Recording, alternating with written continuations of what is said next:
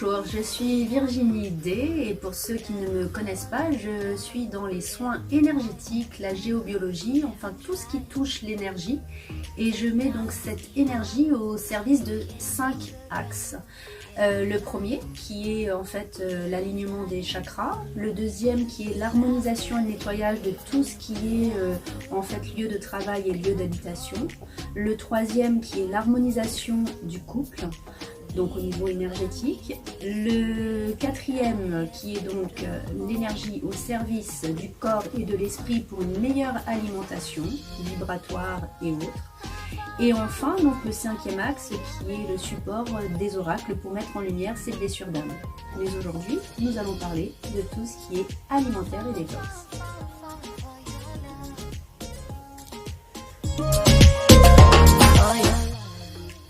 Bonjour Virginie D. Bonjour.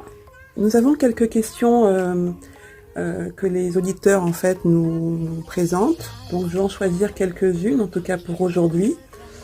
La plupart du temps, les gens se posent la question: comment puis-je manger équilibré lorsque je n'ai pas le temps? Alors le temps, ça veut dire quoi? Est-ce que par exemple vous prenez le temps pour aller vous doucher chaque jour, j'imagine? Je pense que oui, comme tout le monde. Donc si effectivement déjà vous êtes dans la capacité de prendre le temps pour aller vous laver, vous êtes aussi dans la capacité de prendre le temps pour manger. Donc lorsque vous me dites que vous n'avez pas forcément le temps, il est important de comprendre pourquoi vous ne donnez pas d'importance à la nourriture, l'alimentation, à quoi ça fait référence chez vous. Et dans ce cas, travaillez sur pourquoi vous n'avez pas envie de prendre le temps pour manger. Alors certainement, vous allez me dire par rapport à votre travail, par rapport à des activités, parce que voilà, vous êtes avec un client, certes. Mais il faut regarder, ce qui est le plus important, quelle activité vous faites pour pouvoir approprier ou adapter en fait le repas qui convienne. Tout à fait. Donc j'entends plutôt par rapport au message que les gens nous disent que leur activité professionnelle remplit vraiment leur planning et qu'ils aimeraient plutôt savoir comment manger bien en peu de temps. Là, c'est précis. Donc, comment manger bien en peu de temps, c'est différent. Il faut d'abord faire un diagnostic des habitudes alimentaires, parce qu'en fait, il n'y a pas simplement que la partie aliments, il y a aussi la culture, l'environnement. Vous l'avez compris, le travail, je fais vraiment une précision là-dessus. Donc celui qui est ouvrier et qui va effectivement se dépenser davantage que celle qui est secrétaire au bureau, sédentaire, n'aura pas forcément les mêmes besoins, mais n'aura pas forcément besoin d'aliments énergétiques autant qu'un ouvrier. Donc ça, c'est bien de pouvoir déjà le concevoir. Regardez ses habitudes, est-ce que je prends un petit déjeuner ou pas? Est-ce que je suis plutôt salade ou pas? Est-ce que je fais une activité physique ou pas? Est-ce que je fais du yoga? Est-ce que je fais de la respiration? Etc. etc.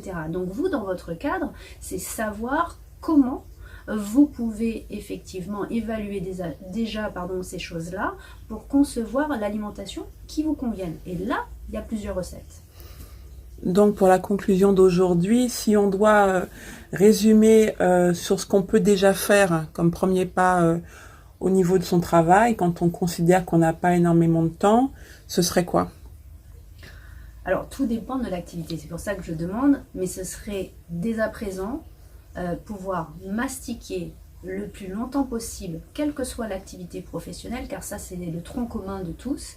Car il faut savoir que pour le cerveau, si on n'a pas entamé l'alimentation, si on n'a pas mastiqué plus de 10 minutes, le cerveau n'enregistre pas en fait que nous sommes en train de manger. Et ça vaut pour tout le monde, quelle que soit l'activité. Donc c'est vraiment le conseil à donner si j'ai envie de dire le mot de la fin. Merci beaucoup, à bientôt Virginie D. À bientôt, merci.